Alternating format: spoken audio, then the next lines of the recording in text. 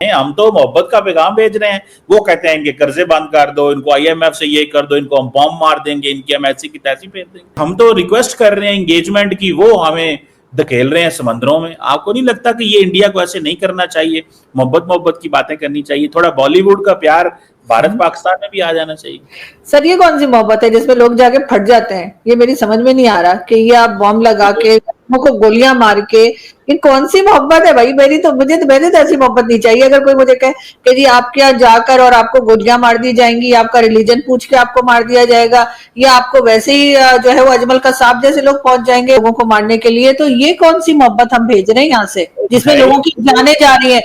मतलब वो मुंबई अटैक कह लीजिए, उड़ी, पुलवामा, पठानकोट, जिसको हम किसी चीज को हम नहीं मानते। हम कहते हैं नहीं भाई ये तो इन्होंने खुद ही किया था और हमने तो कुछ किया नहीं, और आगे से जो पब्लिक निकलती है वो पता लगता है कि वो हमारे लोग थे। तो सर ये ऐसे डबल गेम तो नहीं चलेगा ना। ये ऐसे आप करेंगे और उसके बाद आप कहेंगे कि हमसे बात भी करो, हमारे साथ ट्रेड भी करो। हम तो मोहब्बत का पैगाम दे रहे हैं, यानी उसके लड्डुओं के बीच में बम रख के दे रहे हैं, तो वो मोहब्बत का पैगाम तो नहीं होता ना। मैडम देखिए ना, अब पाकिस्तान कहता है जी कि हमारे पास कुलभूषण यादव इंडिया का एक कमांडर मौजूद है, इसके बावजूद पाकिस्तान चाहता है कि आए इस सिलसिले को खत्म किया जाए। सर हमारे पास जो हमारे जो लोग हैं ना, चाहे वो हाफिज सईद हो या मसूद अजहर, इसी तरह के कई दूसरे लोग और कई ऑर्गेनाइजेशन जो टेरर आउटफिट जो यहाँ कहलाते हैं, उनके नाम यूएन में लिखे हुए, यूएन डेजिग्नेटेड है वो।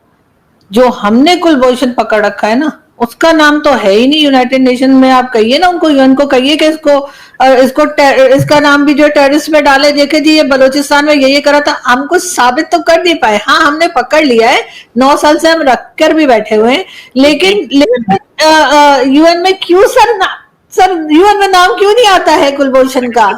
दोस्तों नमस्कार। दोस्तों चीमा जो इतना डेस्परेट हो रहा है ना कि भारत से बात हो जाए, भारत हमसे बात करना शुरू कर दे, किसी तरीके से ट्रेड हो जाए। दोस्तों ये चीमा नहीं, ये पूरा पाकिस्तान चाहता है, पाकिस्तान की गवर्नमेंट चाहती है, पाकिस्तान की एस्टेब्लिशमेंट चाहती है। वो चाहते हैं किसी तरीके से बस भारत से बात हो जाए, भारत से ट्रेड शुरू हो जाए, भारत से मिलना जुलना शुरू हो जाए, आना जाना शुरू। उसका एक बहुत बड़ा कारण है दोस्तों। देखिए भारत की फिल्म इंडस्ट्री है, भारत का क्रिकेट है, और बहुत कुछ है भारत के अंदर जो पाकिस्तान भारत की वजह से कमाता है। इसलिए चाहते हैं कि भारत में हमारी किसी तरीके से बातचीत हो जाए, भारत से दोस्ती हो जाए। ये चाहते हैं भारत से हम कमाएं भी और भारत के अंदर गंद भी फैलाएं। अब वो बातें होने वाली है नहीं। अब ये चाहते हैं किसी तरीके से हो, लेकिन भारत अब किसी भी कंडीशन में इनके साथ बात तक करना नहीं चाहता। देखिए मोदी जी ने बड़ी सही कंडीशन लगा दी है कि भैया तुम पहले जो टेररिस्ट है उनको हमारे हवाले कर दो। अब वो इनके अनमोल रतन है, ये कभी भी भारत को हवाले नहीं करेंगे। इसलिए ना नोमन तेल होगा, ना राधा नाचेगी, ना भारत को ये टेररिस्ट सौंपेंगे, ना भारत कभी इनसे बात करेगा। और धीरे धीरे धीरे धीरे इनकी हालत ये हो जाएगी, या तो उनको सौंपना पड़ेगा या ये भूखे मरेंगे। और यही अब भारत चाहता भी है, हम भी यही चाहते हैं, आप भी यही चाहते हैं। मैडम पाकिस्तान ने यूएन में जाके रिक्वेस्ट की है और कहा है कि हम चाहते हैं कि भारत के साथ डायलॉग हो, डिस्कशन हो, हम नॉर्मलाइजेशन चाहते हैं, हम मीडिएशन चाहते हैं, हम जुडिशियल प्रोसेसेस को वैल्यू देना चाहते हैं। भारत के वहाँ पे जो एम्बेसडर साहब हैं उन्होंने कहा है जी पाकिस्तान जो है वो सीरियल मांगता है, ये आईएमएफ से पैसे मांगता है और दहशतगर्दी कराता है। सो पाकिस्तान ने एक एफर्ट की कि मजीद डायलॉग की बात की जाए, इंगेज किया जाए, लेकिन इंडिया जो है वो कह रहा है नहीं, एक तो तुम लोग मांगते हो, दूसरा उन्होंने कहा नहीं आप दहशतगर्दी कराते हैं। तो डोंट यू थिंक कि इंडिया को थोड़ी हमारी इस ऑफर को कबूल करना चाहिए, डायलॉग को? क्या समझती हैं, इंडिया क्यों नहीं कर रहा है इस ऑफर को मैडम कबूल?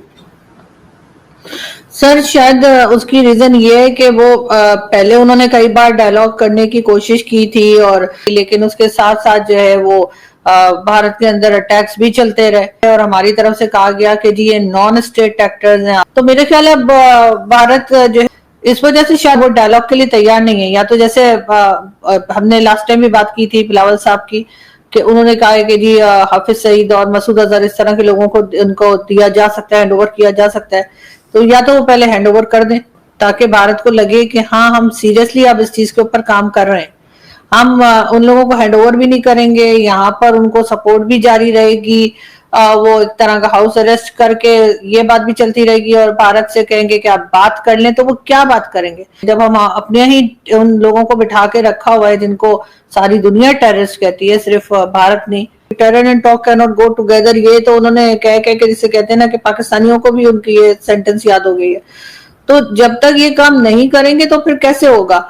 आप चाह रहे हैं कि वहां पर जो अटैक्स चल रहे हैं, जो यहाँ से गजवा हिंद और क्या क्या कह के जैद आमिर साहब और इस तरह के लोग भी बातें करते रहते हैं, उन तक को तो रोका नहीं जा रहा कि जी आप इसके सबकी स्टेटमेंट ना दें, इस तरह की वीडियो ना बनाए पाकिस्तान की गवर्नमेंट की तरफ से। तो भारत कैसे भरोसा करेगा? आप बताइए, वो क्या बात करेंगे कि ठीक है हमारे यहाँ पर आके आपके लोग अटैक करते रहे कश्मीर के जिहाद के नाम पर या किसी भी नाम पर, और उसके बाद हम आपके साथ बिजनेस की भी बात करेंगे, दोनों तरफ के लोग ट्रेड भी करना चाह रहे हैं। इसके लिए डेफिनेटली अगर हम भी भारत की जगह होते हमारा भी यही जवाब होता। मतलब बात तो फिर वही है कि इंडिया चाइना से बात करना चाहता है लेकिन हमसे नहीं बात करना चाहता। वैसे हम हमसे क्यों, चाइना से क्यों करना चाहता है? आपको नहीं लगता कि चाइना से भी फिर ना करे बात? सर चाइना की तरफ से कभी टेररिज्म नहीं हुई ना, मैंने कभी ये नहीं सुना कि चाइना की तरफ से कोई टेररिज्म हुई हो या चाइना के ऊपर भारत ने ये इल्जाम लगाया हो कि जी इन्होंने मुंबई अटैक कर दिया या उसी जैसा कोई और अटैक हो गया या उनके लोग मारे गए हैं या कश्मीर में चाइना ने कुछ किया है। वो जो जमीन का झगड़ा चलता रहता है वो तो ऐसे ही सर जैसे हमारा और अफगानिस्तान का भी चलता रहता है। वो कहते हैं जी हम ड्यूरन लाइन को नहीं मानते, ये केपीके भी हमारा है। तो ऐसे ही सालों से जो है चाइना और भारत की भी एक लड़ाई चल रही है, लेकिन ट्रेड तो उनकी कभी बंद नहीं हुई। मैडम देखिए ना, अब पाकिस्तान कहता है जी कि हमारे पास कुलभूषण यादव इंडिया का एक कमांडर मौजूद है, इंडिया बलोचिस्तान में दहशतगर्दी कराता है, टीटीपी को इस्तेमाल करता है, प्रॉक्सीज इस्तेमाल करता है। तो मतलब अब कहीं ना कहीं से बात तो शुरू करनी होगी ना। अगर भारत पाकिस्तान पे इल्जाम लगाता है तो पाकिस्तान भी तो यही कह रहा है कि आपका तो हमारे पास बंदा मौजूद है जो ये हमने बलोचिस्तान से पकड़ा। इसके बावजूद पाकिस्तान चाहता है कि आए इस सिलसिले को खत्म किया जाए। सर हमारे पास जो हमारे जो लोग हैं ना, चाहे वो हाफिज सईद हो या मसूद अजहर, इसी तरह के कई दूसरे लोग और कई ऑर्गेनाइजेशन जो टेरर आउटफिट जो यहाँ कहलाते हैं, उनके नाम यूएन में लिखे हुए, यूएन डेजिग्नेटेड है। वो जो हमने कुलभूषण पकड़ रखा है ना, उसका नाम तो है ही नहीं यूनाइटेड नेशन में। आप कहिए ना उनको, यूएन को कहिए कि इसका नाम भी जो टेररिस्ट में डाले, देखे जी ये बलोचिस्तान में ये करा था। हम कुछ साबित तो कर नहीं पाए। हाँ हमने पकड़ लिया है, 9 साल से हम रख कर भी बैठे हुए हैं, लेकिन यूएन में क्यों सर यूएन में नाम क्यों नहीं आता है कुलभूषण का? अच्छा, आप क्या समझती हैं कि एक इंडियन नेवी का बंदा पाकिस्तान में पकड़ा जाए उसका नाम यूएन में आना चाहिए? सर यूएन से ये एविडेंस चाहिए कि वहां पर टेररिज्म कर रहा था, ये नहीं कि ये इंडियन है। वो तो पहले दिन से कह रहे हैं कि ये इंडियन है, उन्होंने तो कभी नहीं कहा कि ये इंडियन नहीं है, ये नेवी का बंदा नहीं है। ये भी भारत की तरफ से कभी नहीं कहा गया। लेकिन हम ये तो साबित नहीं कर सके ना कि वो टेररिज्म करवा रहा था, ये बात। और ये यहाँ पे सालों से रह रहा था, जो हमारे यहाँ स्टोरी चली थी सर। उससे आपने बात करते सुना है? जब वो बात करता है आपने उसकी एक्सेंट देखी है कैसी है? तो वो आपके ख्याल से बलूचिस्तान में किसी को भेजेंगे भारत के लोग और वो ऐसे एक्सेंट वाले को भेजेंगे जो जाते ही पकड़ा जाए? इंडियन मीडिया की सुने वो तो खैर कुछ और ही जगह बताते हैं जहां से हम पकड़ के ले आए हैं, हम कुछ और कहानी सुना रहे हैं, ठीक है, वो तो चलता है दोनों में। लेकिन हम कुछ साबित नहीं कर पाए ना। और अगर वो टेररिज्म करा रहा था, इसका तो मतलब है वो बहुत बड़ा टेररिस्ट है जो वो बलूचिस्तान में टेररिज्म करवा रहा था।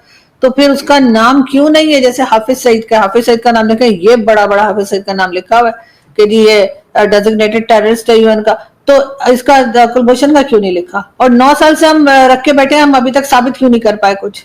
मुझे एक बात बताएं, अगर फॉर एग्जांपल इंडिया ने कहा जी कि अजमल कसाब इंडिया में है, तो इंडिया ने जो उसके ऊपर केस बनाए, सारा कुछ किया, वो एक चीज बनी। इंडिया ने क्या उसके लिए यूएन से लेटर मंगवाया था कि ये बंदा पहले लिख के दे हमें यूएन की ये दहशतगर्द है? देखें अजमल कसाब तो कितनी फोटोज आई थी, कितनी वीडियोज आई थी, सब कुछ था, गन लेके खड़ा है, उसने सब किया, उसको सजा भी हो गई।